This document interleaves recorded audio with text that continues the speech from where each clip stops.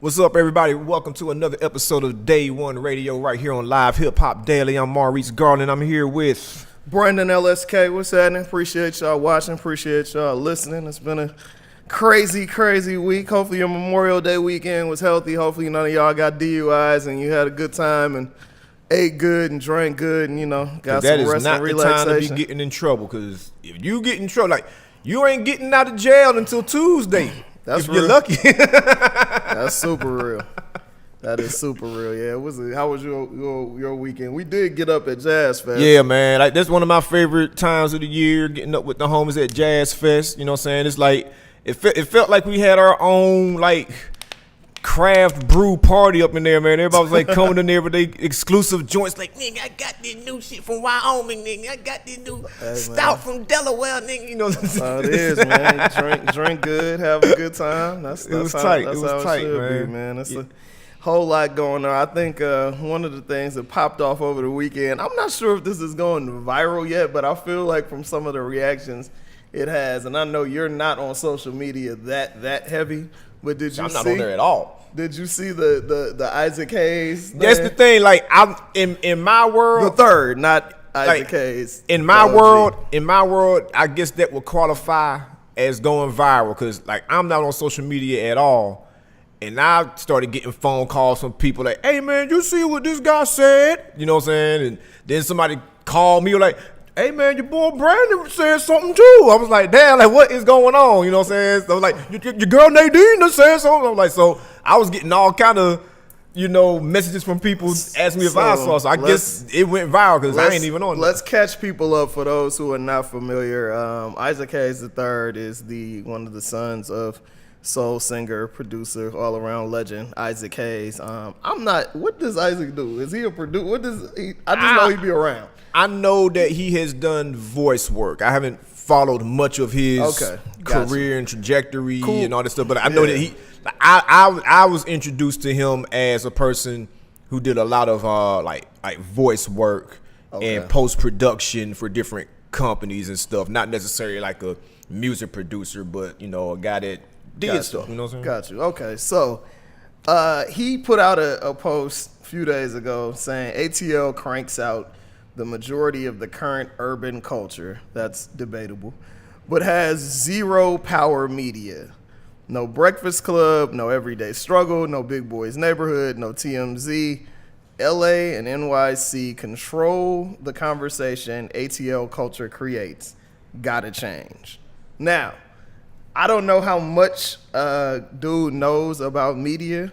I honestly think that this was a twofold thing. I think this was to create a conversation, and I think this was to promote his show that he has on Dash Radio. And like I said, of the multiple phone calls that I got asking, "Man, what you think? What you hear? What you think? What you think?" And I was this isn't the first time a statement like this has been said, so this isn't exclusive to him. You know what I'm saying? So we can kind of I'm going to keep it to the message, because the message is not new. You know what I'm saying? So right, not at all. But one thing I have noticed is most, if not all the time, that statements like that are made, they come from three particular profiles. And what are those profiles? The first profile is usually the person saying it got something to sell. They selling a book, they selling some clothes, they selling some shoes, they're selling their media personality, because they're like, "Yeah, man, I need to be on something on that quote unquote level." That's usually the first profile. They're selling something, and they're disappointed that there's nothing in their immediate area on that quote unquote level that they can reach out to get them in front of how many ever eyes that they feel that they think their product or their face deserves. The second profile is usually a person that really don't know what the fuck they talking about. You know what I'm saying? It doesn't come from a bad place. It don't come from a bad place of ignorance. You know what I'm saying? But they don't really know. And when I say don't know what the fuck they talking about, I'm saying they aren't aware. You know what I'm saying? Because when you make a statement like that, that's why so many people got offended. Because they're like, "Yo, so you don't listen to this radio show? You don't read this person's articles? You don't watch this?" You know what I'm saying? So it's when you make statements like that, you're assuming that there's nothing here that's generating anything. The third profile is usually a person who do know what's going on for the most part, they just choose for whatever reason, whether it be busyness or aloofness or whatever, they choose not to support the existing platforms that are here. So you got the person that's selling something, you got the person that don't really know what they're talking about, they speaking from a place of ignorance, and the person that do kind of know, they just choose not to support the existing platforms, which is why sometimes with statements like this again, like it always happens. Somebody makes that statement, then somebody swoops in with their cape and shield, like, I'm gonna be the one that changes this because nobody else is doing this here. It's gonna be me. You know what I'm saying? So it's like that's how that's my understanding of statements like I said. This statement isn't new. It's not exclusive to him. People have been saying stuff like that for a while. To address the statement, I understand what he's saying when he says power media. I get that. Breakfast Club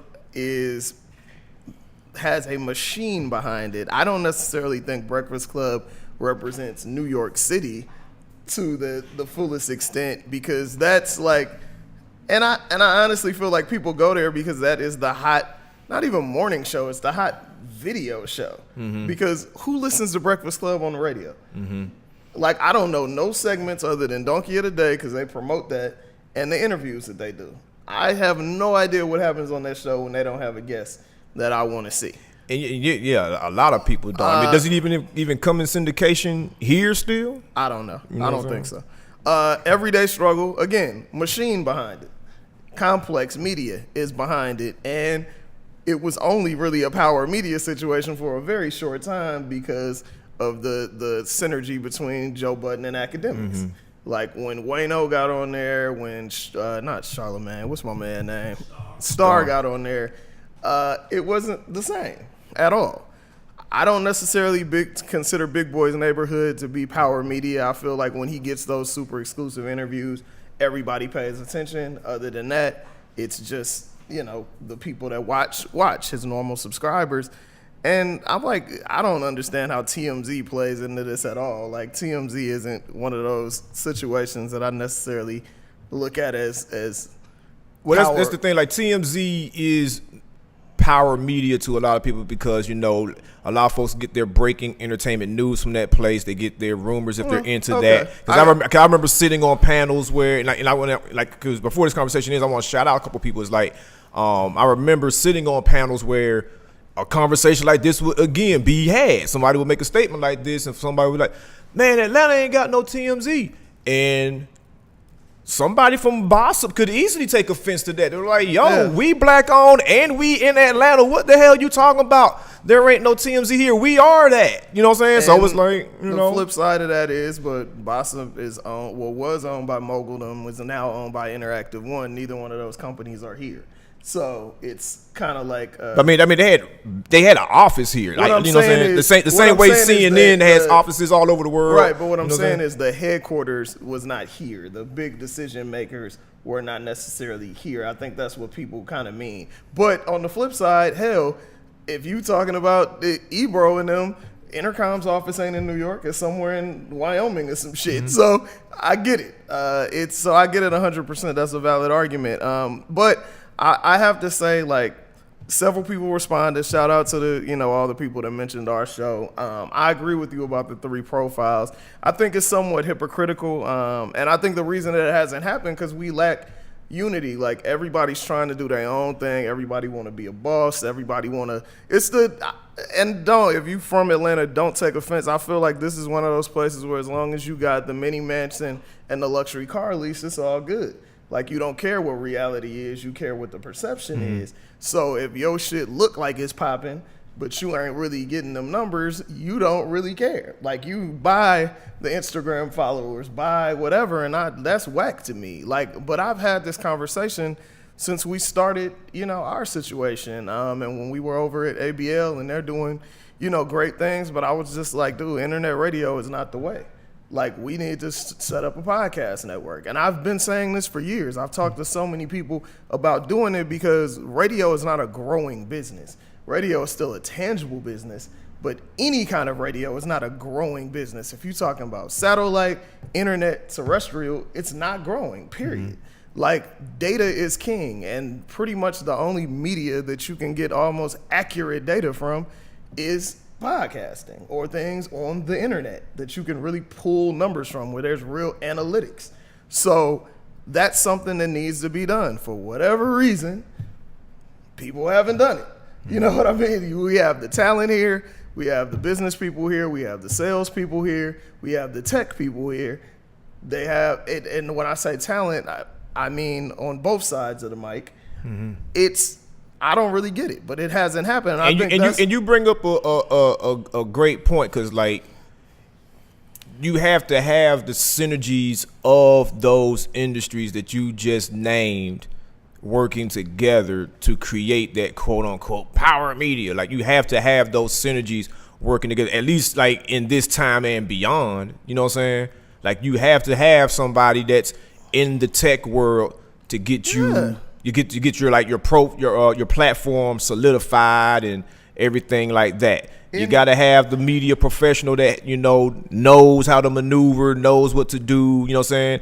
And you have to have, you know, the talent. You know what I'm saying? It can't just be like a popular face that gets a whole bunch of clicks and, you know, okay, yeah, we power media now because this many people clicked on it. Let's not forget that Breakfast Club was super regular until they happened to have that Ray J interview that went super viral, where he was talking about what did he say? The money team. The money team, and what we got, pools inside and pools out. So what did he say? Some crazy shit. Ray J be out here putting everybody on.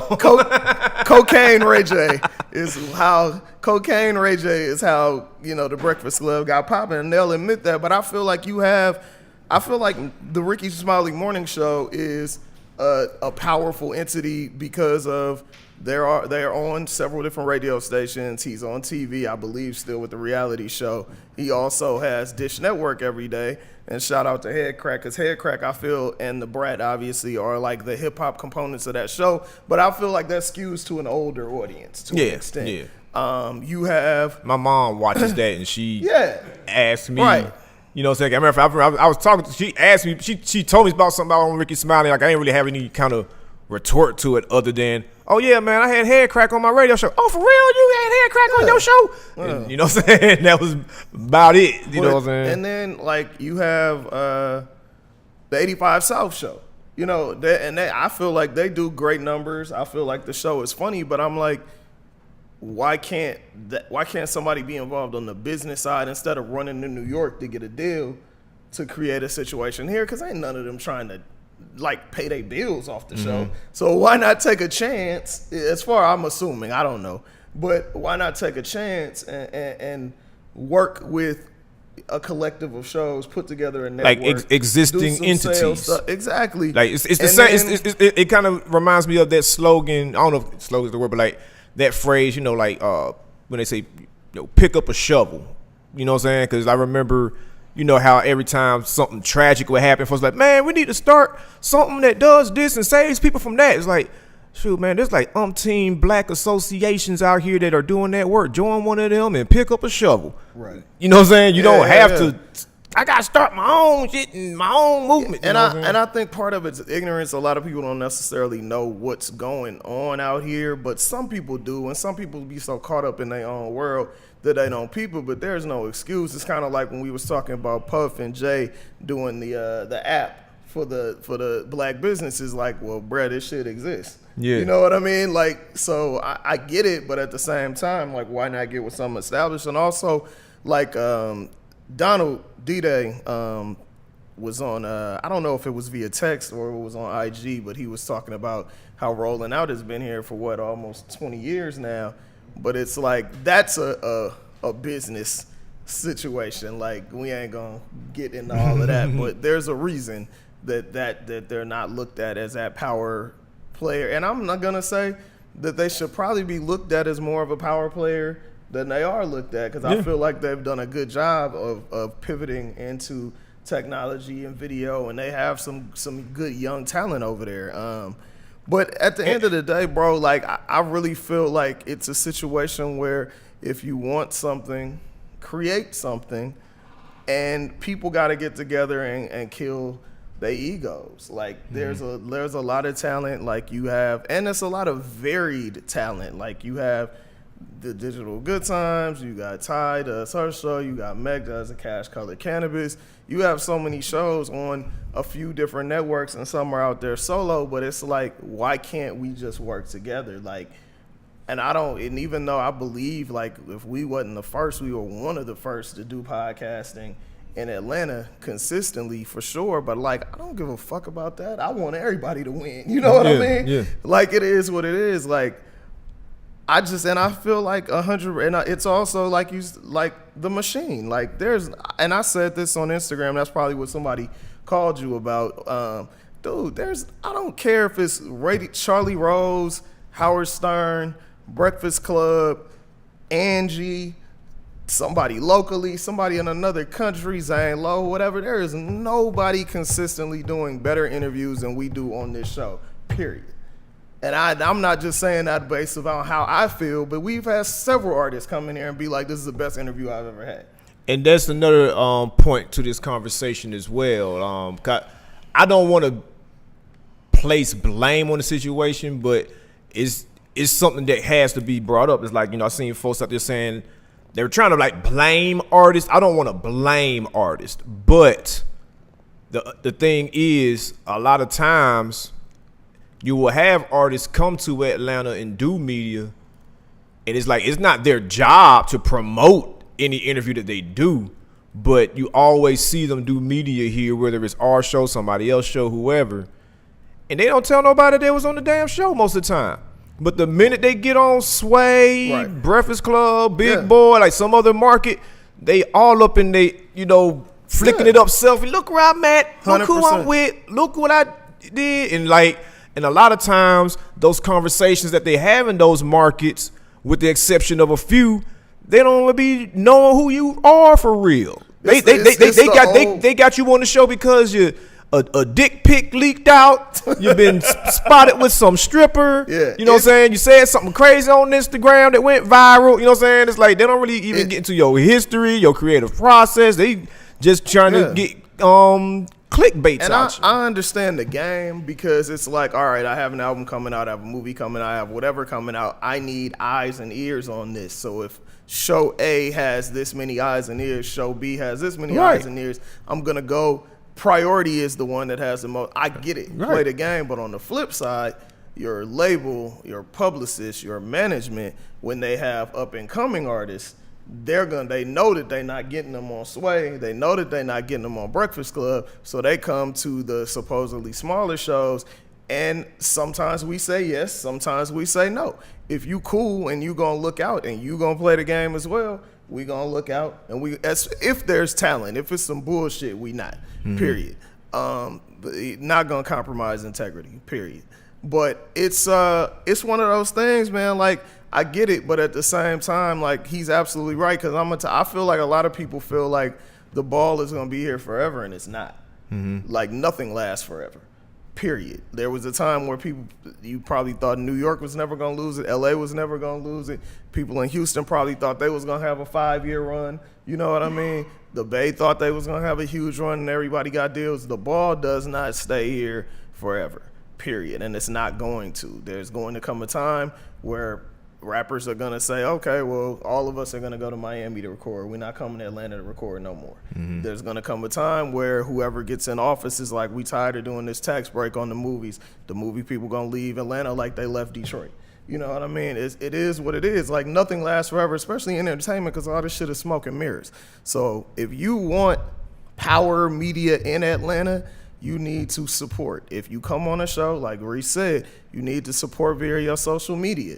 You need to let people know what it is, let people know how good of a time you can have, and let people know that they need to come mess with you. And a lot of people do. We've gotten a lot of guests based off of other artists. You know what I mean? And we've also gotten guests that some of the big shows have not been able to get based off of respect. Yeah. So it works both ways. But at the same time, we got to work with each other.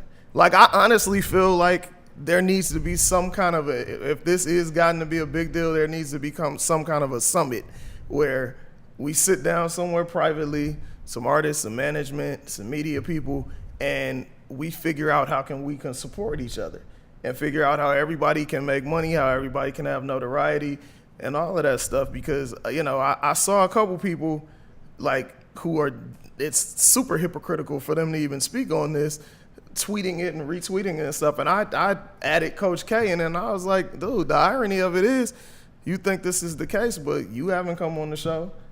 I see you regularly. Mm-hmm. You know what I mean? You haven't come on the show. Migos ain't been on the show. I've interviewed Migos when I was getting a check from a company that they were doing business with. You know what I mean? Like, so, yeah, we've sat down with Yachty and did stuff that went viral that was all over, a whole bunch of websites and TV and stuff. He ain't been on the show despite them saying they wanted to come on the show. Mm-hmm. So it goes both ways. At all. So yeah, that's that's going on. I want to shout out a few folks that I've considered power media in Atlanta. Shout out to us. Shout out to ABL. Shout out to the homie B-High over there at 107.9. Shout out to DJ Smalls. Shout out to Terrence from Hip Hop since 1987. Yeah. Shout out to Mecca. Like there's people that are doing great things and telling great stories in this city. You know what I'm saying? That whole power media thing, like I said, usually folks that are really, really, really tripping off of that are folks that have something that they are selling their damn self. You know what I'm saying? Like, I don't really usually hear that kind of statement coming from somebody that's like, man, I'm doing my thing. I'm straight. I'm cool. I'm doing my thing. It's usually coming from folks that have something to sell. You know what I'm saying? Not saying that you can't have a genuine strain in your heart about the situation. I ain't saying that. But usually it's coming from somebody that has something to sell. Yeah, that's super real, super real. Did you have you been keeping up with hoop? I know you. Yeah, man. I mean, but you know what? No, like it's kind of easy to keep up with basketball because nothing changes. It's like, bro, that's real talk. If I would have messed around, like went in a cave, went to prison 4-5 years ago, and I came out today, I'd be like, oh damn, I ain't miss a thing. You know what I'm saying? It's like, so it is pretty easy to keep up with hoop, even if you know what I'm saying, ain't plugged in all the time. Ain't a damn thing changed. Hey man, that is hilarious.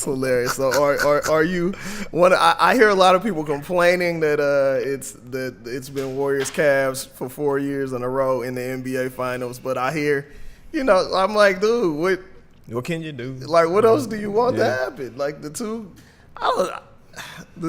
healthiest and best teams are in there, It's what can you say? One thing that I find interesting is the narrative that it is amazing that LeBron has made it to 8 straight finals. And it is somewhat amazing. I feel like people need to just allow this man to be great and stop trying to compare it to other stuff. And I think we've had this conversation in regards to music. Yeah, it's like this is a very It's a very unique situation. It can't really be compared to much else. Because, I mean, like, even when you look at him as the player and person that we know him as, it's like this dude has been in the public eye under scrutiny since his junior year of high school. You know what I'm saying? Like, he's been under – hell, I remember reading about him in Slam Magazine in his freshman year of high school. You know what I'm saying? Yeah, so it's like he's been consistently under the microscope since 9th grade. And to be able to, like, grow into this dominant force that he has as a professional and go to the highest level of competition in your sport for damn near a decade straight, especially this year with – I mean, GM leaves at the beginning of the season. Your point guard leaves. You know what I'm saying? You make all these trades to get players that are in the twilight of their careers. You trade them for young dudes that ain't even sniffed a playoff game. Right. You know what I'm saying? And you still get this team all the way to the finals. It's I feel that, but also we got to look at who he's played. Particularly this year. I mean, we've gone through. I mean, he's like Victor Oladipo, the two guys in Toronto. They don't deserve names. No, drop no more. No. Not till next year when they ball out again. Jaylen Brown and Jason Tatum, like, bro, like that's not exactly murderer's row. You know what I mean? Like, come on, dude. I mean, murderer's row. I mean, granted, yeah, like it ain't like he had to go through a mid 2000s Celtics or Pistons on the way. Like I understand what you're saying. It's like I'm like I think it's something that we'll always remember, but at the same time, hell, it's like 8 Celtics that have been to 7 straight or more finals. Like we talk about this like it's unprecedented. Well, I mean, like now, like who are these Celtics that you speak of? I mean, I'm not just talking about the bums. I'm talking about Sam Jones went to 9 straight finals. I believe Sam Jones is in the Hall of Fame. Obviously, Bill Russell went to 12 straight and won, or 10 straight or something, and won 9 of them. Won 11 out of 12 times. I'm like, this isn't unprecedented. I mean, it's still. I think it still deserves to be gloated over. I mean, like, granted, 100%, 100%. It does. And it's like, and when you put in like time like that, I mean, granted, like us as writers and journalists, like we have a deep respect for history, things that came before us. You know what I'm saying? Yeah. But it's like in this context, you're like, yeah, this is some greatness. Because like a lot of us were not around to witness Bill Russell. All we can do is read about it and hear stories. So like to actually be seeing this, like, yeah, I can see how people are getting caught up in their feelings and seeing this. Like, man, I have never seen this before. You know what I'm saying? Like you haven't seen it before. You've heard of it. You know what I'm saying? You've read about it, but it's like to see it with your own eyes. Like I was joking with somebody the other day. Like there's a generation of kids out there right now. Up until last year, all they knew was a black president and LeBron in the championship. You know what I'm saying? Like there's a generation of folks walking around like that's all they damn know. And it's like that's something else, man. That's something else. You know. Yeah, you're absolutely right. So what's your prediction? I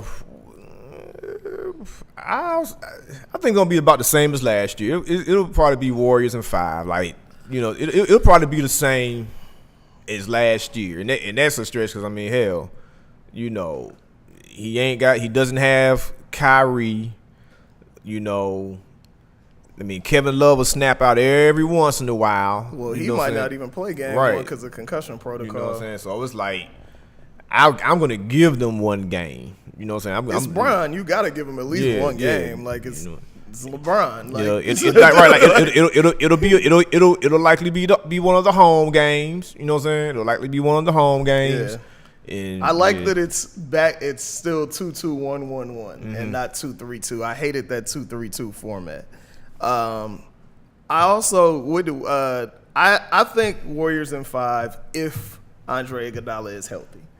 So you're saying if he's not healthy, it'll probably go 6. For 2 reasons. The Warriors have not been playing like the Warriors consistently in a minute. Mm-hmm. Secondly, because they ain't had everybody on the floor at the same time. Andre Iguodala not being healthy throws off everything, and I don't think people who really don't watch hoop get that because they think he's just another piece. He ain't just another piece. He's one of the catalysts for real. Also, I know that this is a narrative. I don't think that this Cavs team is as trash as everybody tries to make them out. Oh no, they're easy targets for jokes. Exactly, easy target. They have talent on the team. They just haven't been playing together long enough to fully gel. You dudes been playing together since All-Star game. But winning a 7-game series helps you get to that point. Jeff Green had a good game. You know what I mean? You got, I don't know what the hell is wrong with Jordan Clarkson, but other than that, it's whatever. But I think that they'll make it. Like he's one of those guys that has never sniffed playoffs. So yeah, I think that makes it somewhat competitive. Also, Kevin Durant got to get his head right. Like, I have not seen Kevin Durant play so consistently un-Kevin Durant like in my life. Like I was just like, what is this dude doing? And again, if you don't know hoop, you probably 30 points, he hit the big 3, whatever, dude. Like that dude looks lost out there. I don't know if it's something going on in his personal life or whatever, but hopefully he gets it together by the finals. Sticking with sports, man, what's your thoughts on this? The NFL thing that came out about players cannot boycott. They can either stand for the anthem or they can sit in the locker room. Well, I mean, I know what you think about that already. I'm pretty sure we've discussed the thoughts on that. But I really wanted to know what you think about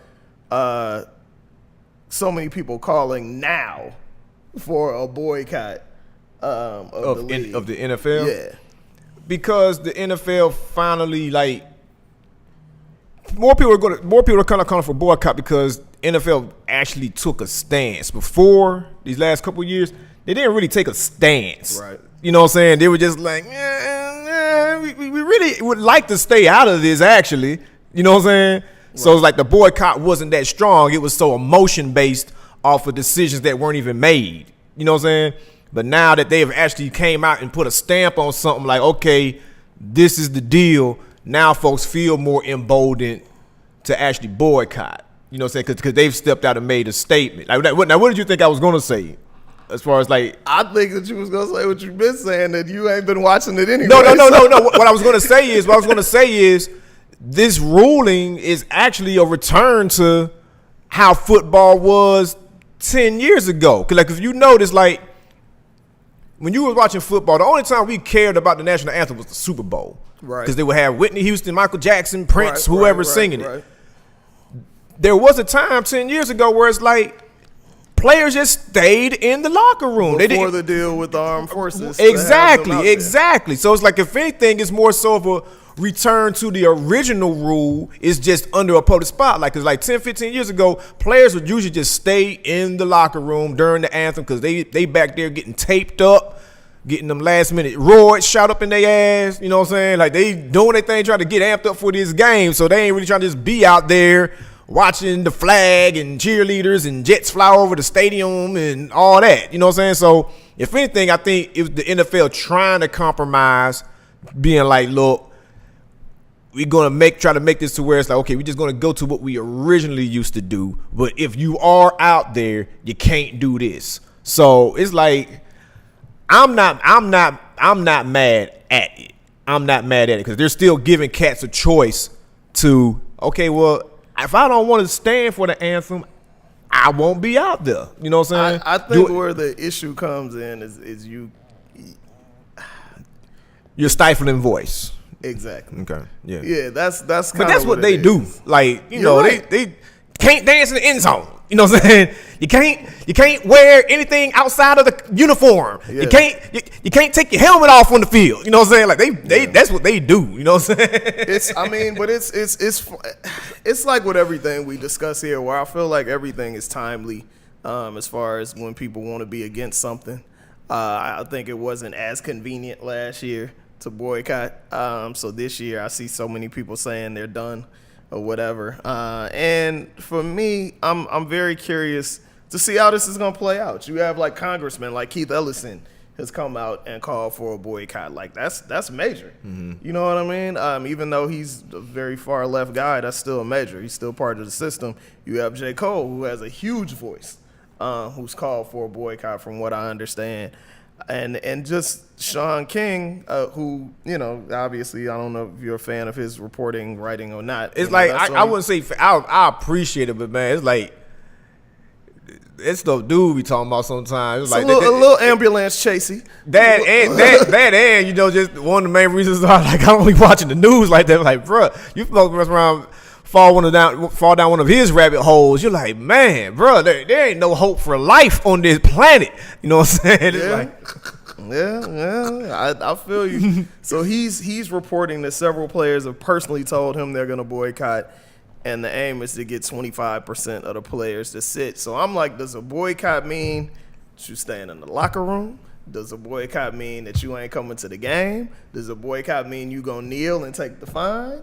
What does a boycott really mean? Does a boycott mean you like Eric Reed and Colin Kaepernick? And that's the thing about that boycott word, and this can go across societies, platforms, all that. We people have to start getting a lot more specific with boycott. Like, what is the action that is going to be taking place when you just throw that word out there? You know what I'm saying? Because, like, it's not always going to be as simple as don't ride the bus. You're going to hurt them in the pockets. Don't ride the bus, or don't shop there. You know what I'm saying? Like, with something like this is very nuanced because, I mean, you're boycotting. Now you're technically taking food out the mouth and money out the pockets of other black men who just trying to work a damn job. You know what I'm saying? I feel that, bro. But at the same time, man, come on, man. Like, I get it. We both got homies that played in the league, whatever. That's cool. And I'm not I can't count nobody money. I'm not trying to get in nobody pockets. But, bro, sometimes you got to look at something outside of yourself. Yeah, of course. You know? And I feel like that's why Colin Kaepernick gets so much respect from me. I really feel like even more than him, this Eric Reed thing is going to throw them on their head, because Eric Reed, one of the best safeties in the league, period. He might be the best safety in the league. You just going to not to be able to get a job is some BS. And like, I honestly feel like a lot of this is a cash grab. I feel like these owners know that this thing is blowing up. The NFL is not a long-term investment. When you have former NFL players saying that I'm not going to allow my children to play football. Mm-hmm. When you have Pop Warner numbers dwindling every single year. When you have prep numbers that are not the same as they were before. And you have this concussion protocol, and they don't even use the best safety. What you doing, huh? They don't even use the best, the safest equipment. So I feel like they got to know this is kind of a lick. Like, so we might as well just do what we can and stay in the good graces of the right-wing people that are running the country right now. And that's that. So I'm very curious to see what's going to happen. But I'm surprised at how many people that I know personally and just around the world that are like, yo, we done.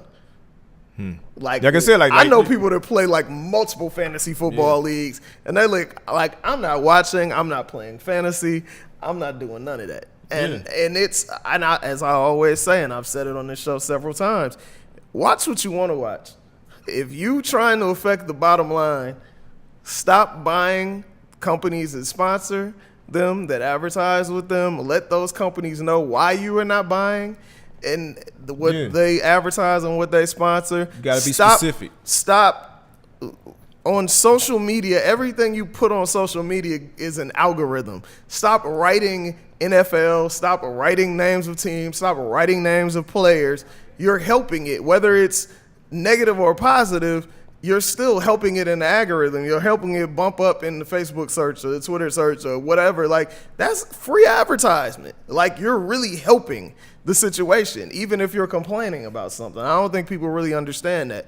So watch what you type, watch what you say, all of that. And I think one of those examples, a glaring example, super recent example of how that tactic is effective is Roseanne Barr.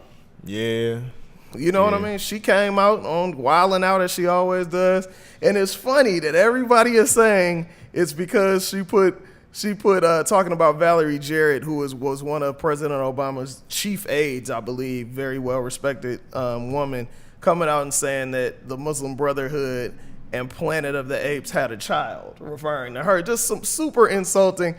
And so many people are saying that this is the reason why everybody started calling, but nobody is talking about how she got at Chelsea Clinton, calling her Chelsea Soros Clinton, who, George Soros, who we talked about on the show, who, helps fund Black Lives Matter. But that's a whole nother conversation. But Chelsea responded to her, and Roseanne responded talking about, sorry to have tweeted incorrect info about you. Please forgive me. By the way, George Soros is a Nazi who turned in his fellow Jews to be murdered in German concentration camps and stole their wealth. Were you aware of that? But we all make mistakes, right, Chelsea? So everybody talking about the Valerie Jarrett thing. Ain't nobody talking about that. I'm pretty sure, especially after George Soros' spokespeople responded, that's the reason that a whole lot of people were contacting sponsors and advertisers talking about this broad got to go. You think so?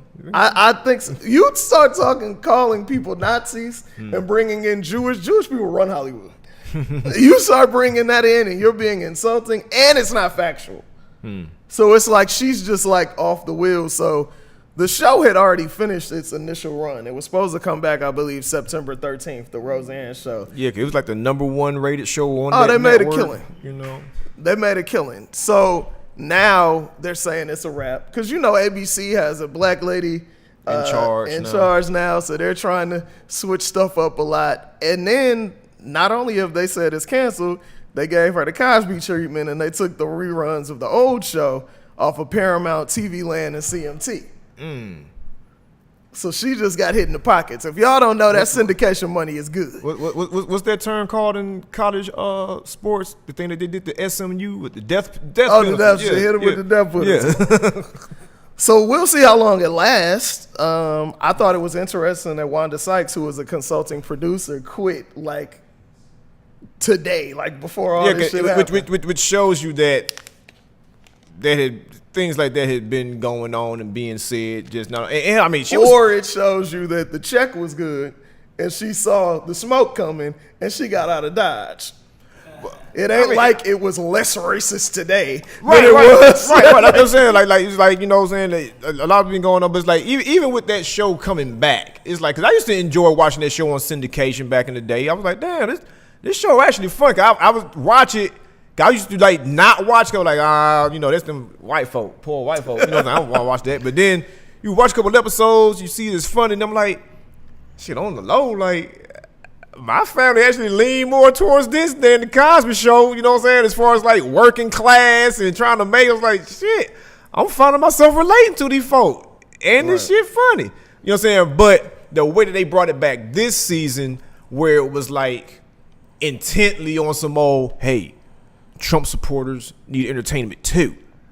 That's why I was like, all right, man. Like, I don't know if I can rock with y'all on that. Like, granted, they over there and I'm over here, but it's like when you let it be known that, like, look, this is why we thought it'd be a good idea to bring this show back. You know what I'm saying? And then you see episodes like, the time where I think it was like they had a Muslim neighbor and they were trying I haven't watched it. You know what I'm saying? They were trying to call, immigration on them because, like, man, they got bombs and they doing something over there. And it's like, I've seen episodes of show, like I think Carmichael's show had an episode like that when they had Muslim neighbor, but it's like it was presented in a truthful and funny context. When they did, it's like, yo, man, you are already pandering to a crowd that really actually believes that. So this is more so detrimental than it is entertaining. I mean, it's to an extent it's propaganda, and I'm not one of those people who think propaganda is a negative thing. You have positive and negative propaganda, but it becomes dangerous when you go that far, and people already relate to who you are off of camera. Yeah. We living in a weird time, man. It's and we got one of her on our on this side too, and Kanye. But but do you think that in this world of media, do you think Netflix will pick it up? Because the show was originally supposed to go to Netflix, and then ABC swooped in with the legacy, man, please come back over here. The show was supposed to go on Netflix, and then ABC swooped in and got it. So do you think that they'll just be like, we're just gonna go ahead and go to Netflix with it then? You know what I'm saying? It depends, because also, like, we talking about Netflix got hella racist stuff on there too that a lot of folks just don't know about.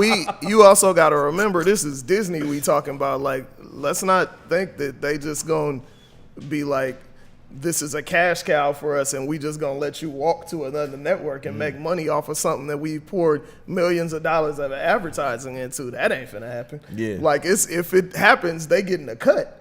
It's always a backdoor deal. Like, as Tariq Nasheed always said, they don't get fired, they get reassigned. So trust me, her bank account ain't empty. Oh no! Because it was interesting. I was reading the article. I think it was in Ad Age, and they were like just talking about some of the numbers, like the actual things that this decision affects, and they were just like saying how like this decision is pretty ballsy on their part because like they was like just going into what's it called upfronts, where it's like they were just about to get all of the next season's advertising money committed, like deposited. And they pulled the plug like right before that. And they said like the money was going to be damn near like triple what they got this year. They said they might have ran ads for like what, $100,000 to $200,000 for 30 seconds. They said season 2 they was gonna be getting damn near 500,000. Yeah, I believe. You know what I'm saying? So it was like for them to decide, like, yeah. But at the same time, though, bruh, doesn't Disney own Marvel? Yeah. They don't give a fuck about $500,000. They making billions off a movie. Like, you can take that in. You know what I mean? Like, so I'm just saying. Like, it's like that's like me letting you hold $20. Like, bro, don't worry about it, man.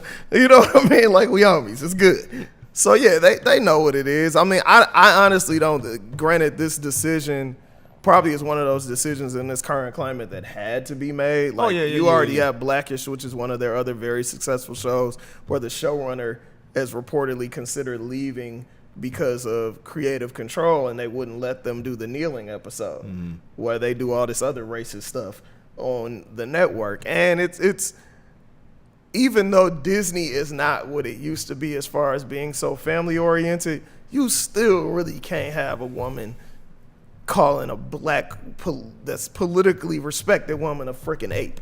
Like, you can't have a woman talking about one of the most powerful men in this country is a descendant of Nazis who sold Jews out. You know what I mean? You can't do that. You can't be aligned with that kind of foolishness. It's one thing to be the president and say a bunch of stuff. You get checked in a different way. But when your check is coming from someone, you got to play the game. And she wasn't playing the game. She got out of pocket, and they smacked her on her hand, and that's what it is. So a little lighter note. Did you listen to the Pusha T album? I listened to it in the car once. You know what I'm saying? Like, I do need Daytona. to. I do need to revisit it again, because it's like I was telling folks over the weekend. It's like I kind of tuned Buddy out a while ago. You know what I'm saying? Because it's like I said, like, it's like broken record. You know what I'm saying? It's like damn, you don't man, like luxury designer drug dealer music? No, it's like it's cool. Like, you might hear a clever line here and there. You're like, oh, that was nice, but for the most part, it's like, man, like, this ain't sticking to my ribs. This ain't getting me through the day. Like, and that's what I usually listen to music for and expect out of people that are crowning themselves. Like, I'm the greatest. I'm the this. He I'm the definitely that. ain't got no self-esteem issues whatsoever. So I was like, so when I heard it, I was like, you know, this is cool. But like we were discussing earlier, I do appreciate that he chose to go the 7-song route. That's a trend I would like to see more people do. I was like, oh, this was a solid listen. Like, it was 7 songs. It wasn't plotting. You know what I'm saying? It wasn't like excruciating to listen to and sit through. It's like, to be fair, if you can't put together 7 solid songs, you probably shouldn't be making music. Yeah. At the end of the day, like, it's that shouldn't be that difficult. I'm kind of with you. I enjoy figuring out how many different ways Pusha can say the same thing, because he's a dope rapper, like one of the best of his ilk, for sure. I expected more from the project, from the beats, not from him. I thought the beats were kind of average, average to good. There was nothing great on there to me. And if this is what they say that Kanye produced, Tiana, his own stuff, the joint with him and Cudi and Nas, if all of it is gonna sound like this, I'll pass. I feel like I'll give Buddy the benefit of the doubt. I think, dude, right now he might have he might be on his early 90s RZA. You know what I'm saying? Like, I'm thinking he might be doing that. It's like, okay, I'm gonna make this kind of beat for this artist, these kind of beats for this person. I don't think he's going, like, you know, because those beats were great for Pusha. Right. They're not great overall. Like, I just, it's not a repeat listener for me. Yeah. Like, right. I listened to it once. I've listened to a couple songs a few more times, and that's that. It's not something I'm gonna come back to. But then again, I've never been the biggest Pusha T fan. You know, Malice was my favorite dude in the clips. Mine too. So mine's too. I just thought it was more substance for me. But yeah, it's cool. He kept going at Drake. Again, he gets at Drake on Infrared, and Drake responds. Bruh, like, I had a newfound respect for Buddy after that. Like, I was like, man, he on your ass, bruh. That album came out midnight Friday, which means folks ain't really listened to it until around like 9 or 10 o'clock that morning. Then the opinions start coming out around lunchtime, around 11 or 12. Then they had a diss track on goddamn SoundCloud by 2:30.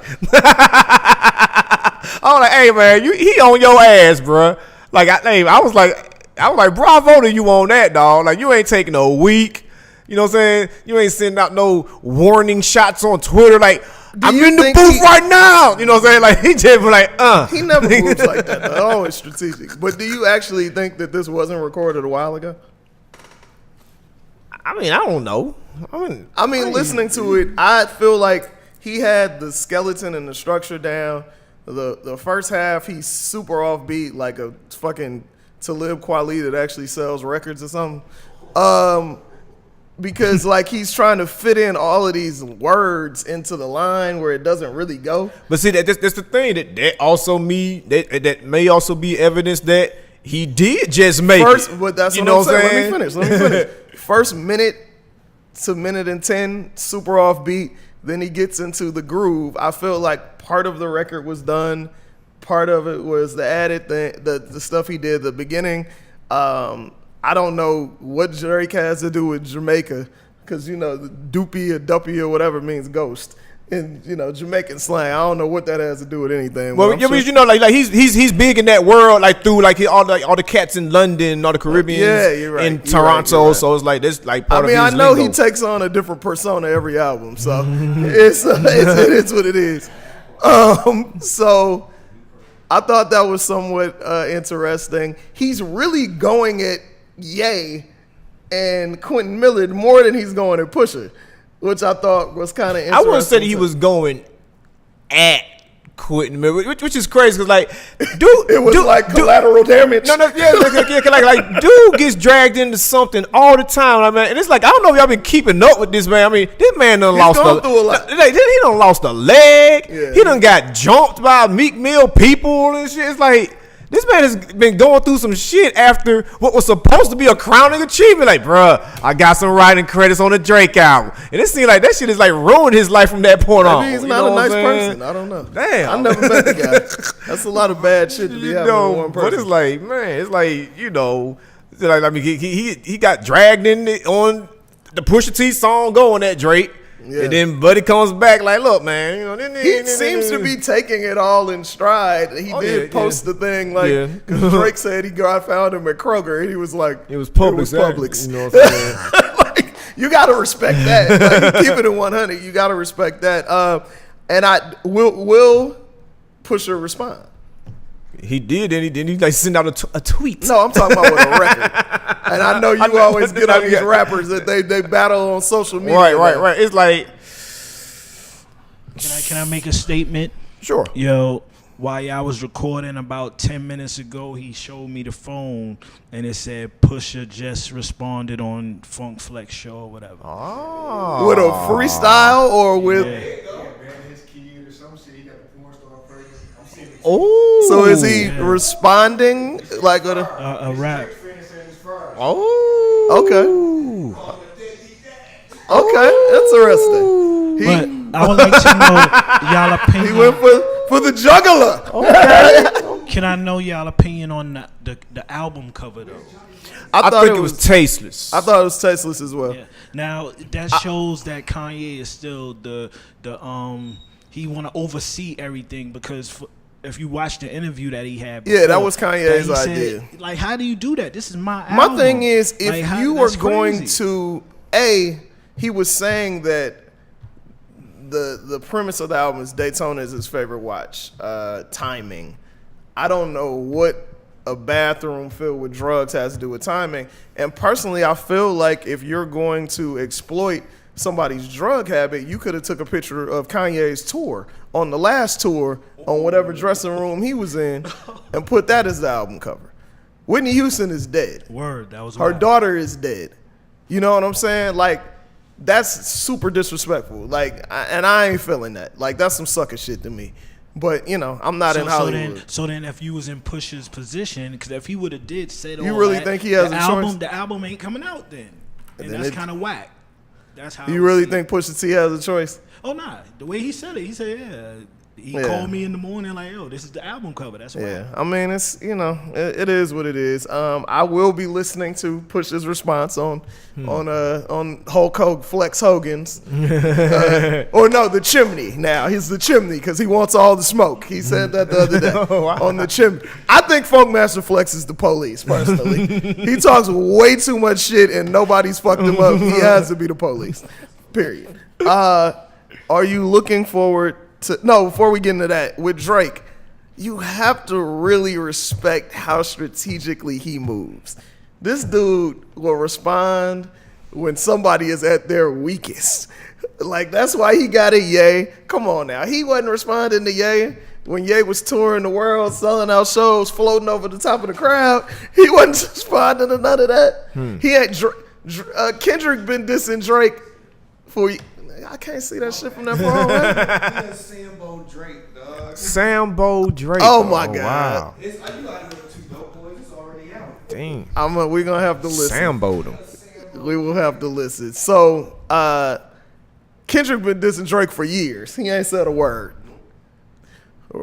I think the greatest thing that I saw was Royce posting on Twitter, I wish these niggas would, with the laughing emoji. Like, nobody wants no smoke with Royce or Kendrick. Period. Period.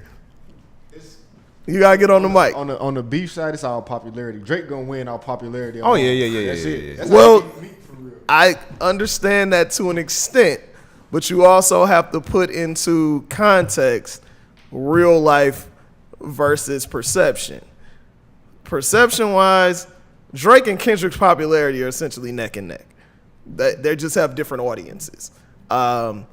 Royce is nowhere near as popular as Drake, but you also need to be able to go to Detroit. And you also need to be able to be safe. Kendrick is just as popular. You definitely need to go to LA, and you live in LA. And that TDE shit runs very, very deep into things that we won't even talk about on air. So they don't want no smoke. Period. It ain't you still gotta be safe. There's certain things you can say. I honestly feel like this stuff with Drake and Pusha, it's a sport. Pusha said it was a sport. Like we rapping. Like it is, and I respect that. That's what it should be. It should always be like that. Nobody should be getting killed. Nobody should be getting beat up. None of that. But Drake he's a master at that marketing for sure. I gotta give his team is super on point. Because as we were discussing before we got on the air, like these songs haven't been great. Like that he's been dropping, but they do extremely well because of timing, because of beats, because of marketing. Like I can't knock it. Yay album. Are we looking forward to this? Are we not caring? What are we doing? It's supposed to be Friday, right? I'm not caring because I mean the last two he's given us what been Yeezus and Life of Pablo. I haven't liked the Kanye Like album since the I'm third not one. caring. I'm not. Yeah, Graduation, right? No. That was Graduation. The fantasy one. Was I don't like You don't like the fantasy? My Beautiful Dark Twisted Fantasy. I respect it. I like songs on it. It sounds like a soundtrack to me. It doesn't sound like a cohesive body of work. Well, I mean that's kind of what it was designed as. Like it came out with a movie, the Runway. That makes sense. You know what I'm saying? But Kanye had given us 3 cohesive bodies of work in a row. That's what I was expecting. Right. I didn't like 808s and Heartbreaks. At all. I think Yeezus is horrible. I like moments on Life of Pablo, but this sparse, like you said, RZA, like production, it's lazy to me. Like you need to go back to whoever was ghost producing your beats, and you was tweaking it. I mean, everybody does it. It's very few producers that sit in a room by themselves. You know what I mean? Like everybody has them people that they work with. It's just whether you credit them or not. No, but I'll say this about dude. Like I think he was still doing all his work until he got into the other stuff. You know what I'm saying? I can tell you that's not true. When he started making the sneakers and the clothes and just getting distracted. He been making sneakers. You know what I'm saying? He was making sneakers in Yeah. 2007. The Louis Vuitton shit and all that back then. Yeah, he was making sneakers in 2007. Okay. But I know for a fact there was a beat that Kanye put on a project and they got sued for sample clearance and he didn't know what the sample was. That lets me know that you didn't produce the beat. It was a very obvious sample. Okay. It wasn't something like super obscure. It was like, boom, boom. Okay, that's that. It was like, it was that. So, you know, and that was an offshoot. I'm not saying on his own projects he wasn't producing that. But Kanye's always had help. Like, I ain't knocking that. It is what it is. But, yo, we appreciate y'all listening, man. We about to sign off and listen to this Funkmaster Flex freestyle. I really want to know what Pusha said. Yes. For sure. We appreciate y'all listening. Appreciate y'all watching us. Please subscribe, rate, and review on Apple Podcasts or any other podcast app that you're on. We're on iHeartMedia. We're on Spotify. We're on everywhere you can find podcasts. So make sure y'all subscribe, rate, and review. It is imperative. It is important. Make sure you follow us on Day One Radio on all your social media. And we'll see you next week with another dope show. Peace.